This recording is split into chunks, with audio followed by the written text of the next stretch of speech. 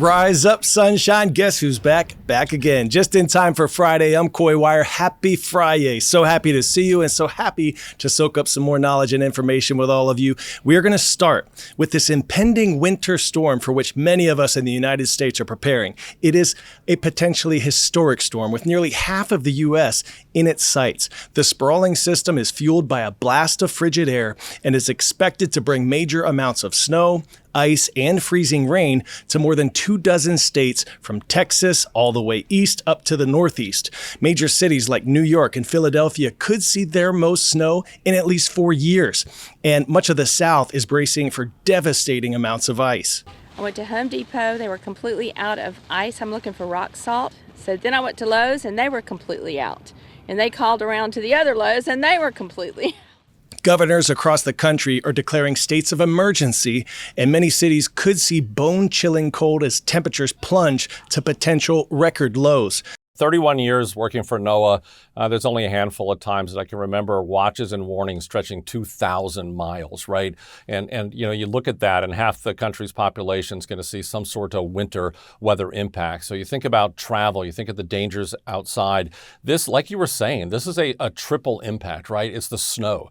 Some areas getting a foot of snow, some areas getting the ice. So south of that snow are areas that are going to get up to an inch of ice. That brings down power lines, that brings power outages to people. More than 125 million people could be impacted by travel delays, prolonged power outages, and dangerous conditions. So let's all pay attention, no matter where we live, to our local weather forecast so we can be as prepared as possible for the storm.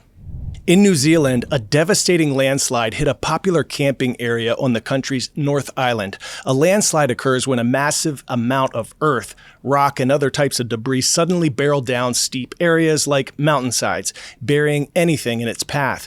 In this case, heavy rains caused a massive wall of debris to slam into this popular camping area at the base of Mount Maunganui, burying campers under tons of rubble.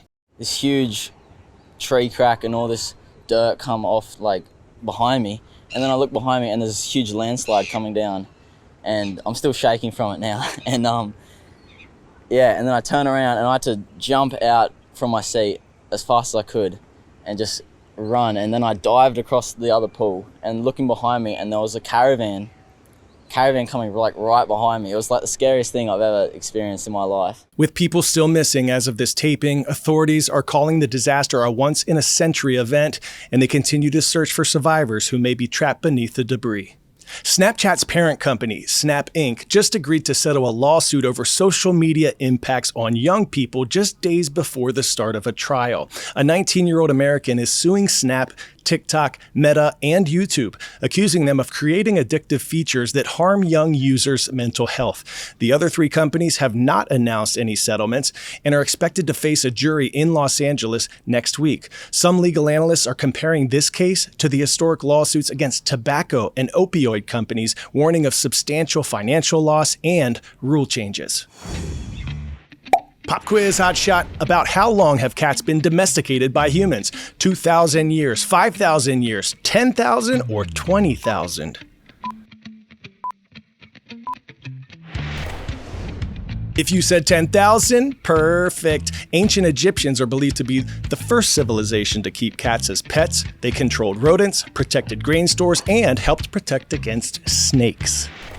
Have you ever been to a cafe or a restaurant where there's like these cats just hanging out inside? Well, New York's beloved Bodega cats may soon face new parameters. A proposed bill would place them in a legal category, establishing official health and safety guidelines for cats living in retail food stores. Local New York reporter Lindsay Tuckman has the story.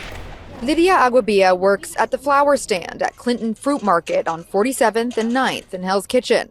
Her partner in crime is the Bodega's resident cat, Pancha. Animals are love, animals are happiness, and animals has to be a responsibility for everyone. Pancha and the rest of the city's likely thousands of Bodega cats are the reason behind a proposed bill in the state legislature that would establish official health and safety guidelines for cats living in retail food stores. Standards like regular vet checkups, vaccines, and designated cat zones separate from food prep areas.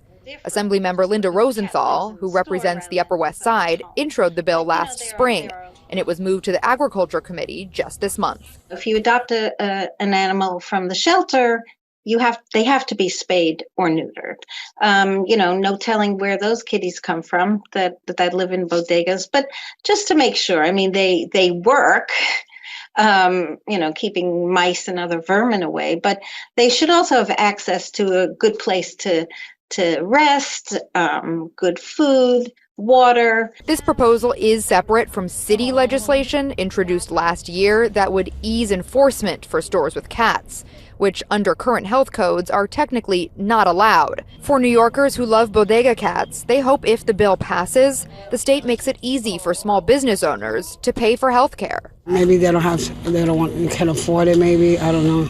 But it's something that they could probably make a collection, or some people could voluntarily help out. The bill still needs to go through hearings and a vote before anything becomes a law. But one thing is for sure, these guys aren't going anywhere. It's just a matter of if and how they're regulated. Tay-Tay has done it again. Taylor Swift is now the youngest female artist ever to join the Songwriters Hall of Fame. To qualify, songwriters have to have a notable catalog of music, and they have to wait 20 years after the first commercial release of a song. At 36 years old, Swift is celebrating the 20th anniversary of her first single, Tim McGraw. But when you think Tim McGraw, I hope you think my favorite song, the one we dance to all night long. The moon like a spotlight on the lake. Taylor released that when she was just 16 years old. Her fellow inductees include Alanis Morissette, Kenny Loggins, and Kiss bandmates Paul Stanley and Gene Simmons. The youngest artist ever inducted into the Hall of Fame, that would be Stevie Wonder at just 33 years old back in 1983.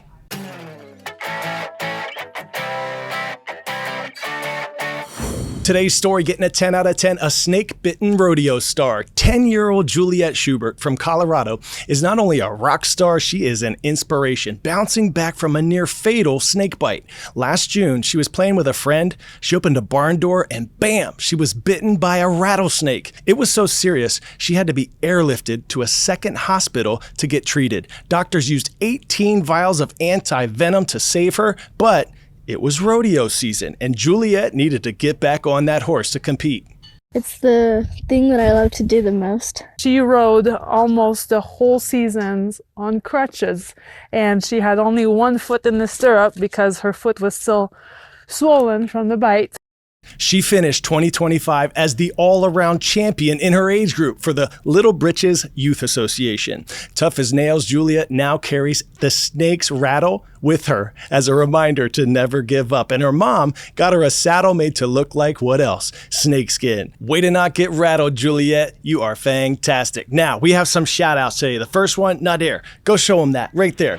Miss Freeman at the Margaret K. Lewis School in Panama City, Florida. Thank you for this wreath, which you make to help raise money for extracurricular activities. Yeah, that's pretty sweet. And Miss Johnson at Prairie Winds Middle School in Mankato, Minnesota, who sent this custom CNN 10 word search with some of our, our trademark phrases and all of the students' names as well. I see you. Well done. Thank you so much. And from our YouTube channel comments, Mr. Green and all our historians at Newport High School in Newport, Kentucky, style is an attitude. Play that Friday music, Nadir. Make this world a better place this week and be the spark of joy that someone needs. I'm Coy. This is CNN 10. It's been a blessing to spend this week with you.